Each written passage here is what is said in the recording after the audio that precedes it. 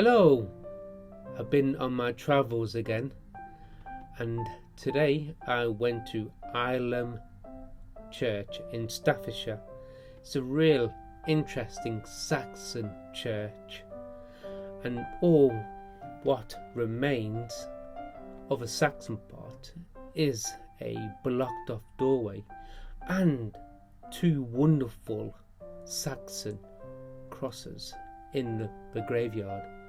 So let's have a look at the history behind this wonderful Saxon church.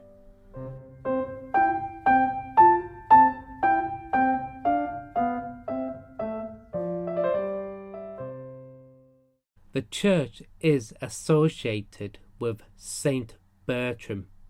According to the legends, he was a Mercian prince who lived in the area as a hermit after his wife and baby were killed by wolves.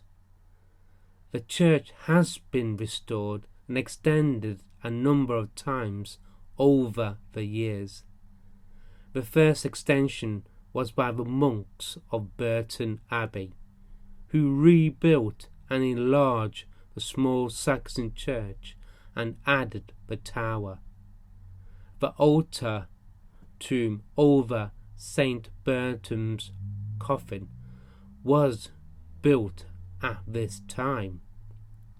In the churchyard, a beautiful carved monk's stone is from the 13th century and worth taking the time to look for.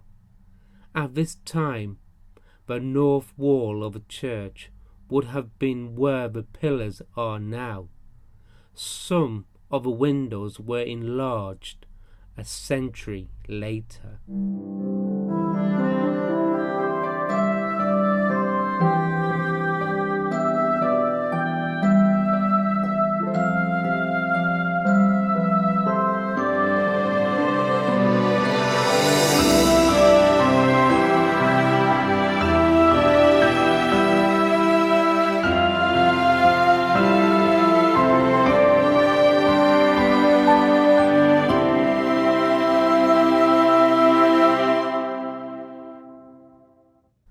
After the dissolution of monasteries, the estate was given to the Port family. They lived at Ilam Hall, a rather more modest building than the present hall. 3 local squires, Robert Port, Richard Maverell and Nicholas Hurt, financed the work on the church in 1680. As you enter the church, to your left is a wonderfully carved Norman font. The stories surrounding the imagery on the font have been thought to depict the life of St Bertram. A number of memorials to the Port family are in the chancel, and the alabaster tomb of the Maverell family of Fawley Hall is in the corner. In 1809, the Port family sold their estate to Jesse Russell and his wife Mary, the daughter and heiress of David Pike Watts. Jesse embarked on the major changes to the whole estate. The old hall was completely rebuilt on a much larger scale and was greatly admired at the time by many visitors. Jesse also rebuilt the village to the present Alpine style and added several more buildings in a number of different styles. The new school building reminds me of a Pentecostal designed church. This church replaced 2 small schools. An imposing mausoleum chapel was added in 1831 on the north side of the church. It houses a large sculpture by Francis Chantrey, depicting David Pike Watts on his deathbed blessing his daughter Mary and her 3 children.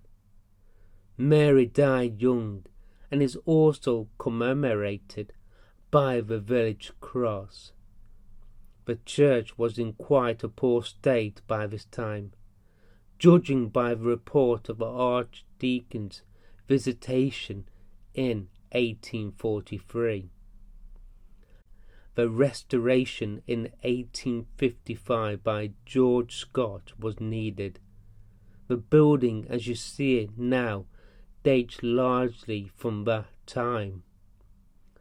The interior of the ornate Gothic church is Gilbert Scott's design, and the work was carried out by leading craftsmen of the time. The chancel tiles are minting. The edged and painted glass in the plain windows is by Powell, and Scott added several stained glass windows. More stained glass windows were added later. Jesse's family sold their estate soon after his death to another industrialist, Robert William Hanbury.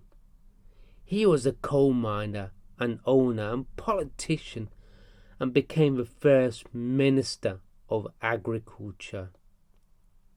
The church is now visited by thousands from all over the world, each seeking something very different from the other. Me, I came along to look at the 2 Saxon crosses in the graveyard. I came away with a wealth of knowledge.